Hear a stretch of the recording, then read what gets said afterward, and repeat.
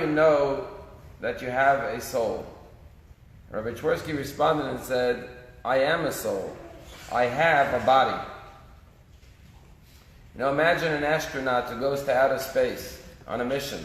So he puts on a spacesuit. Why? Because in order to exist outer space, you need a spacesuit.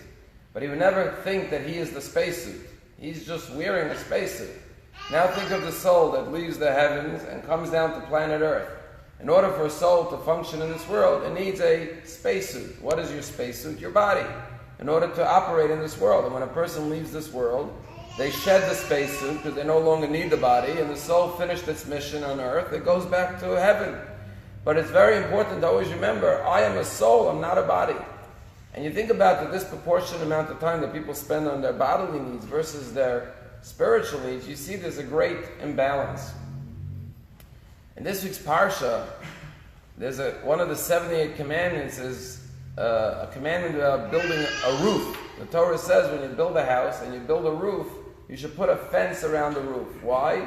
So an innocent person shouldn't fall off the roof. And on a basic level, it's a very important commandment. The Torah is teaching us about safety. The Torah is teaching us to make sure that our premises have all the necessary protections to make sure nobody gets injured, nobody gets harmed, because you don't want to be responsible, not just because you're going to get a lawsuit, but because you don't want, God forbid, someone to get injured. And the ramifications of this law is vast. It means checking your smoke alarms, making sure the brakes on your car are working well. Everything that has to do with safety is a primary importance in the Torah. Because guarding our lives is the most important commandment of all, actually. However, there's a deeper spiritual lesson to this law. Human nature is, if you think about when you get a new car, right?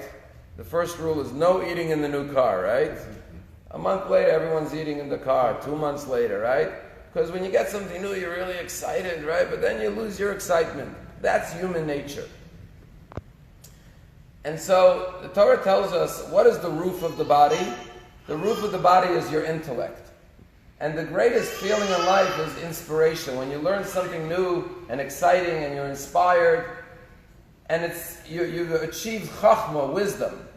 But it's very easy to fall off the roof, meaning the inspiration wanes. As they say, inspiration doesn't last, but neither does bathing. That's why it's required daily. You would never think, well, I showered yesterday, I'm good to go for the rest of the year. I ate yesterday, I'm good to go for the rest of the year. Same thing is spiritually. You can't say, well, I davened on high holidays, I went to shul, I'm good till next high holidays. Or I learned Torah once, I'm good for the year. Just like your body needs constant revitalization, your neshama, because that's who you really are, needs constant revitalization and inspiration. So the Torah says when you achieve the roof, meaning you feel that devotion to God, that connection, that spirituality, that holiness, that enlightenment that you get when you learn Torah, when you feel that gratitude to God in life, don't lose that. Make sure you build a fence around it. Make sure you don't fall. Why? Because by nature you're going to fall. And how do you do that? By continuously learning Torah, by continuously praying, to remind yourself how grateful you should be, how humble you should be, and remain inspired. Maintain that lofty level that you achieved. And that's why as Jews we daven and we learn and we connect with God each and every day, because just like you nurture your body, you must nurture your soul. And if not, there's an imbalance, and that creates a lot of unhappiness and even depression when our bodies are fully vitalized, but our souls are malnourished. I'll tell you a story I just heard. I was at the JLI conference, and there was this woman who became religious, and she told an amazing story. She said that she and her husband are in business, and I forgot what they do, some kind of printing business, and they went to the show. You ever go to trade shows, everyone has a booth, and everyone's selling Sunday, Monday, Tuesday, customers, orders, it's a whole fear if you ever been to one of these business conventions.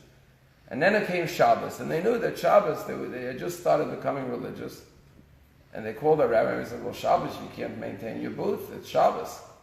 So they asked if they could leave their cars with all their merchandise so people could contact them after Shabbos. The rabbi said, not really, because it's like you're advertising, you're promoting your business on Shabbos. So they were told they have to take down their whole, all their merchandise and take down their information. Nobody should try to reach them on Shabbos. So this couple came up with a wonderful idea. because everyone's booth is open. Their booth is the only booth in the show that's closed. So they put up a sign outside the booth. They said, we are observant Jews.